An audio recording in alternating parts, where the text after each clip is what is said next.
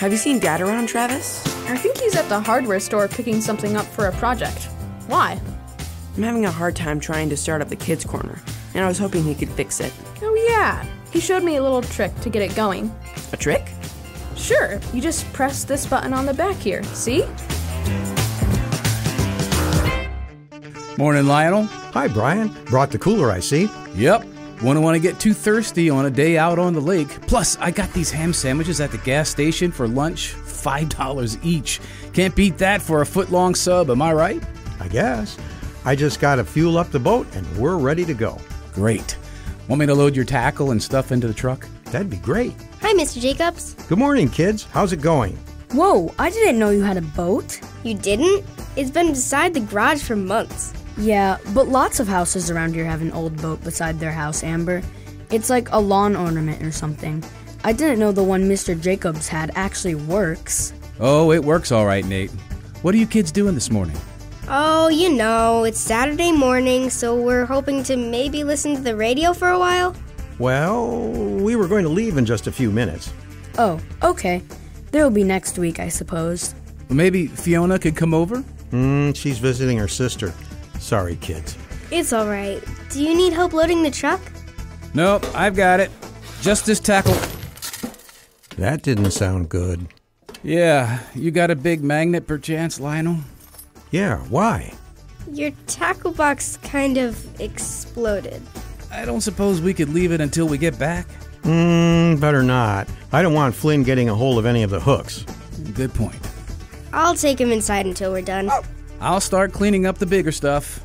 I'll get the magnet. And I guess I'll turn on the radio.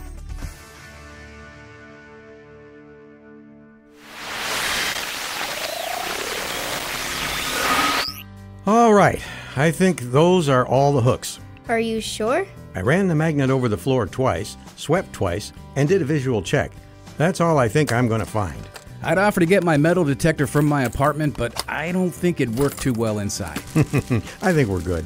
How goes the sorting? Slow. Who would have thought that you'd need this many hooks and stuff to catch a fish? I mean, how are you supposed to put a worm on this? That's a bobber, Nate. You don't put worms on it. Oh, then what's it for? I don't think most fish are gonna try and bite that. No, you're right there. Bobbers have a couple of uses. You see, they float on top of the water, and the hook is further down the line under the water. By floating, the bobber helps us see when the fish is biting the hook, and it also helps keep the hook from hitting the bottom of the lake. What about these spinny things, and why do they have feathers on them? Those things are called spinners, for obvious reasons. Instead of using a worm to attract fish, those spinny parts make vibrations in the water and flash sunlight in a way that kind of looks like a fish, and feathers add color and kind of the shape of fins. Same with these guys? Spoons? Yep, same idea. As you pull the line back, it wiggles and flashes, and certain fish get really excited about that. Certain fish? You mean you use different baits for different fish? I never knew fishing was so complicated. Where did you learn all this stuff? A lot of places, I guess. I watch videos on my phone to learn new tricks, but I guess I learned most of it from my dad. He really liked to go fishing ever since his dad showed him how. Was he like a professional fisherman or something? Nope, just my dad. So it's kind of a thing passed down through the generations? Are you going to show your kid how to fish? I hope to. There are a few steps that have to happen between now and then, but sure. How about you, Mr. Jacobs? Did your dad teach you how to fish? Not so much. My dad didn't have a lot of time to go fishing. He was an electrician, so I learned a lot about that from him. That makes sense. Yeah, sorry this is taking so long, Lionel. Just there's a lot to go through here. Not worried about it. You kids want to listen to the radio program while we're finishing up here?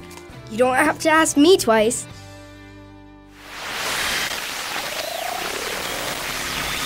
Well now, I can't remember the last time my tackle box was this neat and organized.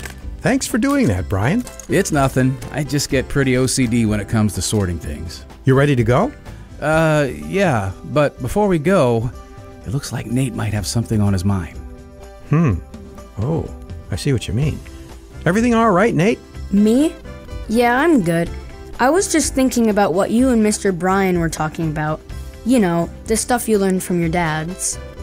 And that reminded you of the things that you've learned from your dad? Not exactly. My dad hasn't taught me how to go fishing or how to do, electric stuff. He's just my dad, you know? He goes to work, he comes home tired, plays a couple of video games, and then goes to bed. He doesn't talk to you or your mom at all? Okay, sure. He eats dinner and talks to us and helps with the chores and stuff, but he doesn't teach me stuff. Except, I suppose he taught me how to ride my bike, and how to set up my tent, and how to play baseball. Sounds like to me he's taught you a few useful things. Yeah, I guess I forgot a few things he's done for me. It's easy to overlook the things our dads do for us or take them for granted. After all, the majority of the time, dads are busy, working hard so that they can feed their families. I don't know. My dad doesn't have a job.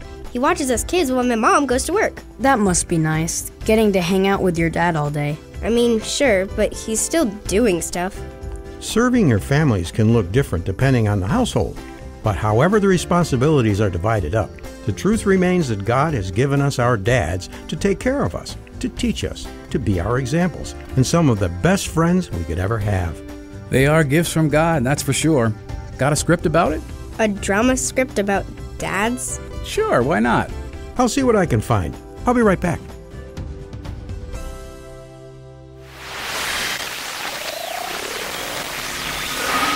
And now, from the garage of Lionel Jacobs comes the nautical drama, The Three Tugboats, an adapted biblical teaching about leadership.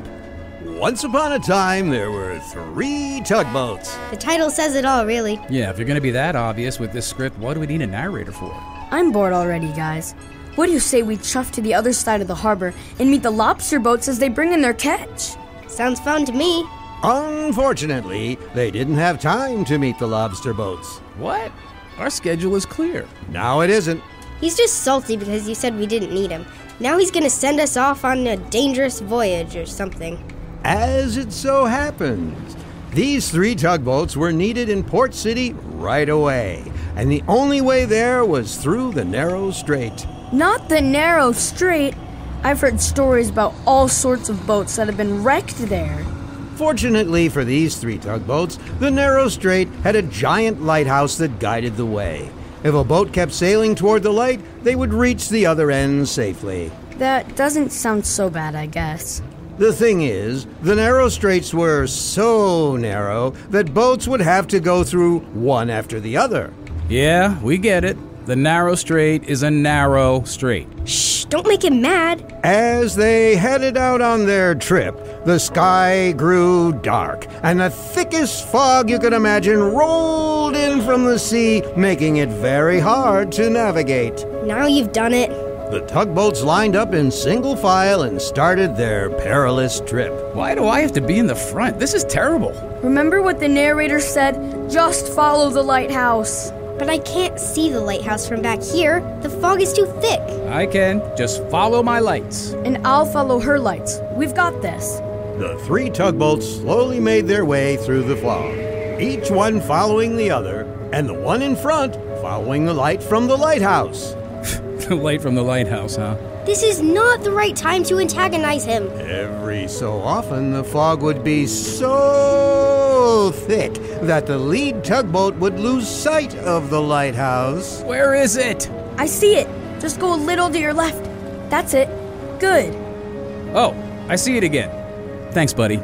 And so it went until finally all 3 tugboats made it safely to Port City's port. Don't say anything. What? I was just going to say that I'm glad I went through that with you guys. There were a couple of times I couldn't see the lighthouse, and I would have been in deep trouble if you weren't there. We're thankful for you leading the way.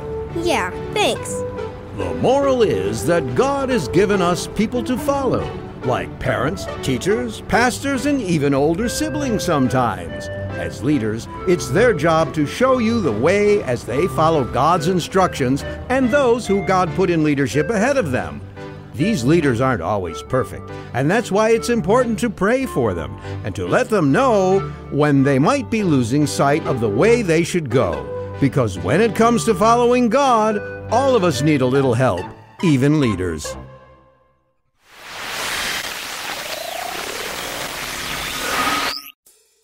So, are you ready to go, Lionel? I will be in a second, Brian. I'm just attaching this new latch on the tackle box so we don't have a repeat once we get on the dock. Right. Good plan. So, I've had a question about what we've been talking about today, if you aren't too busy. Not at all, Amber. What's up? Well, you and Mr. Brian were talking about the stuff we can learn from our dads, and reminding us that they do a lot for us. And it's true that they do, but not all of my friends have dads. Some of their parents get divorced and their dad moves away, or maybe their dad dies or something like that. What happens then? Boy, not sure how to answer that one. Yeah, it's a pretty deep one, that's for sure. A lot of the time these days, it seems like there isn't a dad around, or maybe the dad just isn't living in the way God has described in verses like Colossians 3:21 and Psalm 103:13. Whatever the reason, this is not how God wants it to be. Dads are important, and in this broken world, they often aren't protecting, teaching, or providing like they should. Yeah, we kind of know it's bad not to have a dad. But is there any good news for people who don't have good dads? Or dads in general? There is. God sees the kids in these situations, and though it might not feel like it, they are precious to Him, according to verses like Psalm 68:5 and Isaiah 1:17. I mean, it's good that he loves them. But doesn't God love everyone? Sure, Nate, but I think Mr. Jacobs means that God especially loves them and wants us to care for them too. Kind of like Mr. Jacobs does? Well, I guess. Yeah, and whether or not you have a father figure around, you can always turn to your Heavenly Father to learn from and to follow His example. That's why He sent His Son to show us the way He wants us to live, like it says in Ephesians 5. Does that answer your question, Amber? I'll ask my dad about it when I get home. Fair enough. So, are we good to go now? Oh yeah. See you guys later. Hope you catch a huge one. Thanks, Nate. Wish your dad a happy Father's Day for me. Oh yeah, Father's Day. I'll do that. You coming, Brian? Yep, just turning off the radio.